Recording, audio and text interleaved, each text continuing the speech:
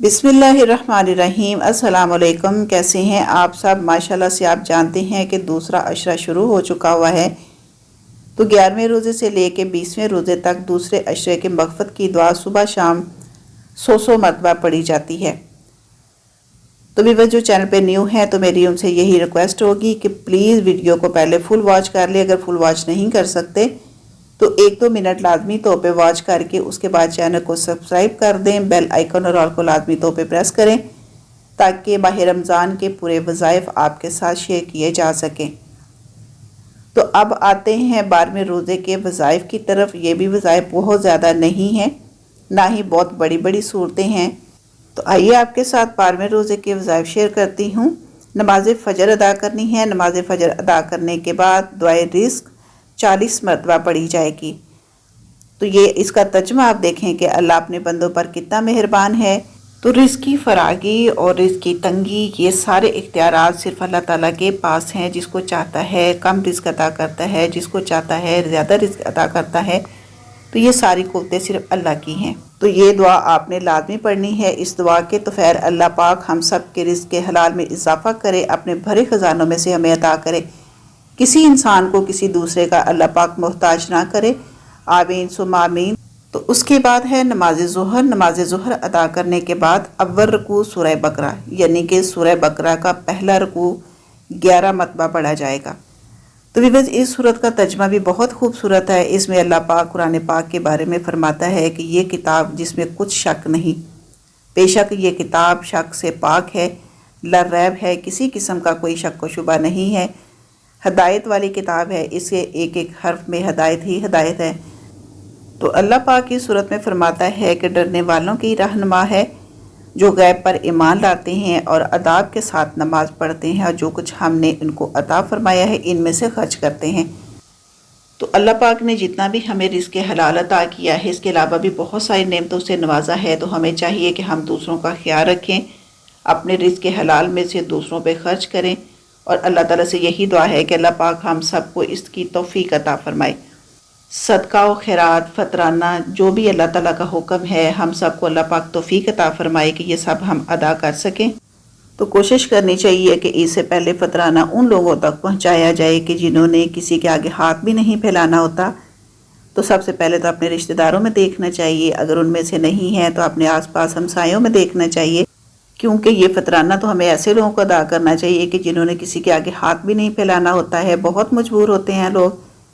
तो कोशिश ये करें कि अपने आसपास के हमसायों में या कोई करीब जो है तो उसको फितराना अदा करें। क्योंकि कुछ लोग होते हैं कि जिनके पास ईद वाले दिन भी खाने को कुछ नहीं होता है, पहनने के लिए बच्चों के पास कपड़े नहीं होते हैं। तो प्लीज़ मेरी आपसे रिक्वेस्ट है कि अपने आसपास के लोगों का बहुत ख्याल रखा कर। मैं हर वीडियो में एंड पे इसीलिए कहती हूँ कि अपने साथ साथ अपने आसपास के लोगों पे भी नज़र डाला करें कि कोई मजबूर है, कोई गरीब है, तो उसकी माली इमदाद ज़रूर हम सबको करनी चाहिए। अल्लाह पाक खुद अपने भरे ख़जानों में से हम सबको अता करे। तो व्यूअर्स ये माली मसाइल तो इतने संगीन होते हैं कि मेरा दिल चाहता है कि बस बोलती जाऊँ, लेकिन वीडियो बहुत बड़ी हो जाएगी, तो इसको मैं मुख्तसर ही रखूँगी। उसके बाद है नमाज असर। तो नमाज असर अदा करने के बाद दुरूद इब्राहिमी 47 मरतबा यानी कि 47 टाइम्स पढ़ा जाएगा। दुरूद इब्राहिमी का सवाब बहुत ज़्यादा है। हमें चलते फिरते काम करते ये पढ़ते रहना चाहिए। जिस घर में दुरूद इब्राहिमी पढ़ा जाता है वहाँ पर अल्लाह पाक की बहुत रहमतें नाज़िल होती हैं, बहुत बरकतें होती हैं। तो दुरूद इब्राहिमी में हज़रत मोहम्मद सल्लल्लाहु अलैहि वसल्लम पर और उनकी आल पर दुरूद पाक भेजा जाता है। हज़रत इब्राहीम अलैहिस्सलाम और उनकी आल पर दुरूद पाक भेजा जाता है। तो दुरूद पाक की बहुत सारी फजीलतें हैं, तो ये चलते फिरते जो है ना ये पढ़ते रहना चाहिए। उसके बाद है नमाज मगरब। नमाज मगरब अदा करने के बाद सूरह बकरा की आखिरी 2 आयात 11 मरतबा पढ़ी जाएंगी। तो मेरी आपसे यही रिक्वेस्ट होती है कि प्लीज़ जब ये सूरतें पढ़ते हैं तो उसका तर्जुमा लाजमी तौर पर पढ़ा करें, ताकि पता चले कि अल्लाह पाक ने कुरान पाक में हमारे लिए क्या फरमाया है। तो इस सूरत में भी अल्लाह पाक फरमाता है कि जो अच्छे काम करेगा उसको उनका फ़ायदा मिलेगा, जो बुरे काम करेगा तो उसे उसका नुकसान पहुंचेगा। तो अल्लाह पाक से यही दुआ है कि अल्लाह पाक हम सबको सिरात मुस्तकीम पर चलने की तौफीक अता फरमाए, अच्छे काम करने की तौफीक अता फरमाए और बुरे कामों से दूर रहने की तौफीक अता फरमाए। और अल्लाह पाक हम सब की मग़फ़िरत फरमाए, हम पर रहम फरमाए, हम सब की बख्शिश फरमाए وہی ہمارا آقا، وہی ہمارا مولا، وہی ہمارا مالک ہے۔ اللہ پاک ہم سب کی مغفرت فرمائے، جتنے دنیا سے چلے گئے ہیں اللہ پاک ان سب کی مغفرت فرمائے، جنت الفردوس میں، عالم برزخ میں اللہ پاک ان سب کو اعلیٰ سے اعلیٰ مقام عطا فرمائے۔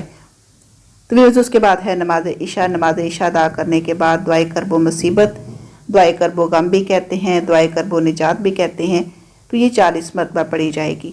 تو اس کا ترجمہ بھی دیکھیں کہ کتنا ہی خوبصورت ہے کہ اے زندہ رہنے والے، اے کائنات کو تھامنے والے، تیری رحمت کے وسیلے سے تجھ سے فریاد کرتی ہوں یا کرتا ہوں۔ تو اللہ تعالیٰ سے یہی دعا ہے کہ اللہ پاک سب کے دامن خوشیوں سے بھر دے، کبھی کسی کو کوئی دکھ، کبھی کسی کو کوئی غم نہ آئے۔ اللہ پاک سب کے دامن خوشیوں سے بھرے، سب اپنے گھر میں ہمیشہ خوش رہیں۔